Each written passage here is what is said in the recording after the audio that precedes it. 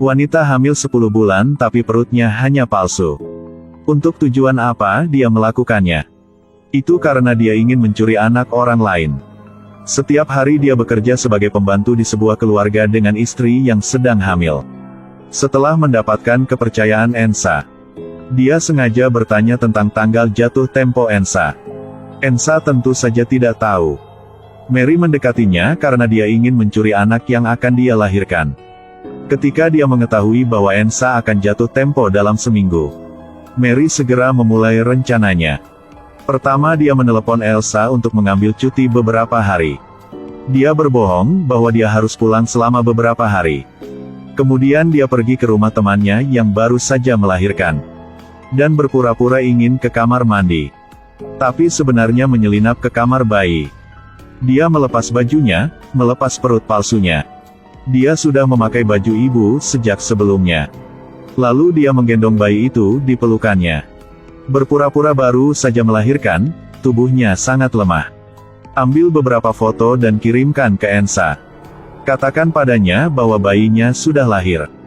Ensa dan suaminya sama-sama bahagia untuknya. Baik suami dan istri juga sedang menunggu kelahiran bayi mereka.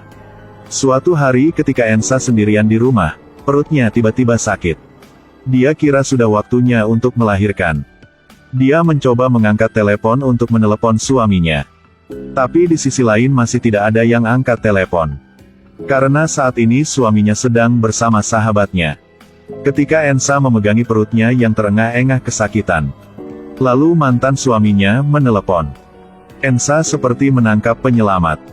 Mohon bantuan mantan suaminya. Mengetahui bahwa Ensa dalam masalah, mantan suami yang berencana pergi ke luar negeri segera menyuruh sopir untuk berbalik. Sementara Ensa menunggu. Lalu tiba-tiba Mary telepon. Ketika dia mendengar bahwa Ensa akan melahirkan, Mary tiba-tiba merasa khawatir. Bukannya 1 minggu lagi melahirkan. Dia segera memanggil taksi dan segera kembali. Dia pertama kali pergi ke gudang rumah Ensa. Dapatkan 1 tas kulit hitam. Sudah tersembunyi di lubang ventilasi. Lalu dengan cepat melepas perut palsu dan memasukkannya ke dalam kantong sampah. Dia tidak perlu memakai ini mulai sekarang. Dia dengan senang hati melemparkan perut palsu itu ke ventilasi udara. Mulai hari ini aku akan memulai hidup baru dengan anakku. Dan Ensa melahirkan seorang bayi. Untung ibu dan bayi selamat. Bahwa suaminya yang buruk akhirnya tiba. Tapi saat ini Ensa sedang tidak ingin bertanya kemana dia sudah pergi. Saat ini dia hanya peduli dengan anaknya. Siapa tahu sekarang, bayi itu didorong keluar dari kamar rumah sakit oleh seorang perawat. Tiba-tiba perawat lain berdiri di depannya. Mengatakan bahwa kepala perawat memiliki pekerjaan mencarinya. Katakan padanya untuk pergi ke sana dulu. Biarkan aku membawa bayi itu ke rumah sakit. Perawat itu tidak banyak berpikir. Berikan bayinya, dan pergi. Yang menakutkan adalah, Mary adalah orang yang berpura-pura menjadi perawat. Dia mendorong bayi itu ke dalam lift. Lalu langsung turun ke tempat parkir. Sekarang dia sudah berganti pakaian. Dan bayi itu dimasukkan ke dalam tas kulit hitam olehnya. Meninggalkan rumah sakit dengan lancar. Dia pergi ke tempat sampah. Membuang wig dan kacamata ke tempat sampah. Kemudian dia membuka tasnya, mengambil bayi itu dan menciumnya. Seperti ini adalah putra aslinya. Anak ibu. Lalu dia membuang tas kulit hitam itu ke tempat sampah. Lalu ambil bayinya pergi. Tapi dia tidak tahu bahwa dia baru saja pergi, seorang gelandangan mengambil wig dan tasnya. Pada saat yang sama, Ensa masih belum bertemu dengan putranya. Jadi dia bertanya kepada perawat di mana bayinya berada. Tapi kata perawat, dia meminta rekannya untuk mendorong bayinya ke sini. Mendengar itu, Ensa menjadi khawatir. Dia dengan keras menanyai perawat di mana bayinya berada. Perawat segera keluar untuk bertanya pada rekan lain. Pernahkah kamu melihat perawat pirang berkacamata?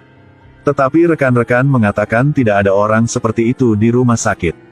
Baru sekarang mereka menyadari bahwa bayi itu hilang. Rumah sakit buru-buru memblokir semua pintu gedung dan memberitahu polisi. Anaknya hilang, sang suami sangat marah. Jika tidak dapat menemukan bayiku, Aku akan membuat semua kalian membayar. Ensa putus asa sekarang. Karena ini adalah kedua kalinya dia kehilangan bayinya. Terakhir kali adalah seorang anak dengan mantan suaminya. Anak pertamanya bahkan belum membuka matanya sebelum dia meninggal. Jadi dia tidak bisa menerima kehilangan anak lagi. Dan Mary saat ini membawa bayi itu ke stasiun bus. Dia menggendong bayinya di dalam bus dan bersiap untuk meninggalkan tempat ini. Tapi sepanjang jalan, anak itu terus menangis tanpa henti. Dia tidak bisa membujuk. Wanita tua yang duduk di sebelahnya dengan ramah mengingatkannya. Bayimu pasti lapar. Kamu cepat memberinya susu. Tapi dia tidak pernah melahirkan. Bagaimana dia bisa memiliki susu di tubuhnya? Mary hanya bisa berbohong bahwa dia ada di dalam bus, jadi itu tidak nyaman. Wanita tua itu melihatnya dan tidak punya pilihan lain. Hanya menyuruhnya untuk menenangkan bayinya. Kepalanya akan meledak karena suara menangis. Mary juga tidak sopan lagi dan bilang, "Aku sedang membujuk bayinya. Bisakah kamu melihat?" Wanita tua hanya bisa mengabaikan. Tidak ingin berdebat dengannya. Dan Ensa sejak kehilangan anaknya selagi. Semangatnya mulai panik. Mendengar bayi menangis di luar pintu. Dia dengan senang hati berjalan keluar. Melihat seorang perawat mendorong bayi. Ensa sangat bersemangat hingga dia memeluk bayi itu. Ini seperti memperlakukan bayi seperti milik dia sendiri. Perawat buru-buru mengatakan ini adalah bayi orang lain. Ketika Ensa mendengar itu, dia menjadi sangat panik. "Hindariku. Ini bayiku, sayangku. Aku tidak akan mengembalikannya padamu." Dan Ensa sangat kesakitan dan putus asa sekarang. Ini adalah kedua kalinya dia kehilangan anaknya. Dia tidak tahan dengan serangan ini. Pada saat ini seorang polisi masuk. Dia adalah sheriff yang bertanggung jawab atas kasus bayi yang hilang ini. Setelah memperkenalkan dan berkonsultasi dengan beberapa kalimat sederhana, dia segera mengirim seseorang untuk menggambarkan potret tersangka sesuai dengan kata-kata perawat.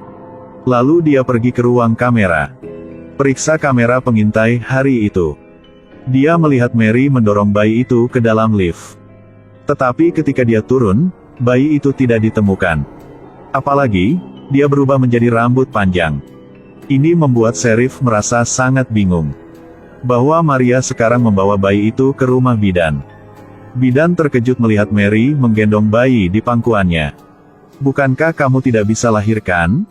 Keluar." Mary memecahkan vas dan mengancamnya.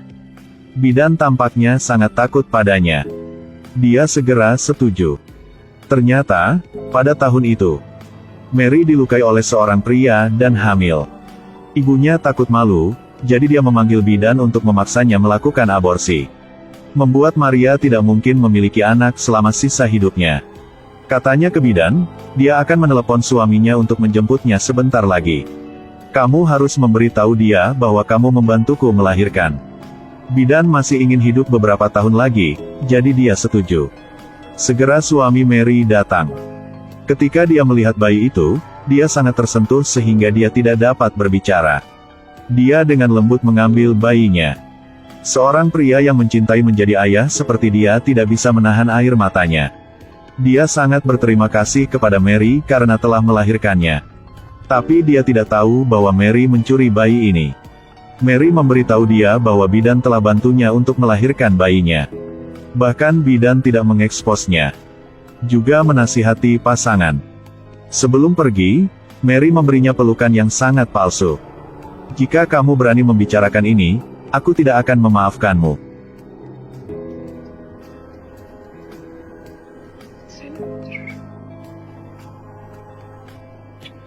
Bidan takut jadi hanya bisa diam.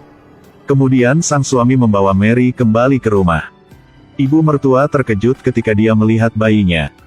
Terima kasih Mary karena memenuhi keinginannya untuk memeluk cucunya. Bahkan memberitahunya, "Mulai sekarang, aku akan membelikanmu semuanya mulai sekarang. Kamu adalah berkah keluarga kita." Melihat sikap ibu mertuanya berubah begitu cepat, Maria sangat senang. Karena sebelum itu, selain memukul, ibu mertuanya juga memarahinya. Perlakukan dia seperti musuh. Rumah sakit Ensa memberitahu suaminya bahwa dia ingin dipulangkan. Dia tidak ingin berada di rumah sakit lagi. Udara di sini membuatnya sulit bernapas. Melihat istrinya begitu tertekan, dia hanya bisa setuju untuk membawanya pulang. Setelah pulang, Ensa pergi ke kamar anaknya. Lihat apa yang dia siapkan untuk bayi. Ensa tidak bisa menahannya lagi dan menangis kesakitan. Pasangan saling berpelukan untuk saling menghibur. Dan pihak Mary juga mengalami banyak sakit kepala.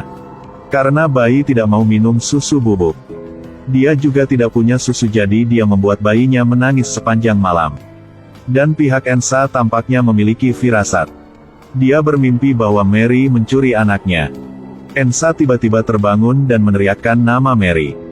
Tak lama kemudian Ensa dan suaminya tiba di rumah Mary. Melihat mereka berdua, Mary membeku di tempat.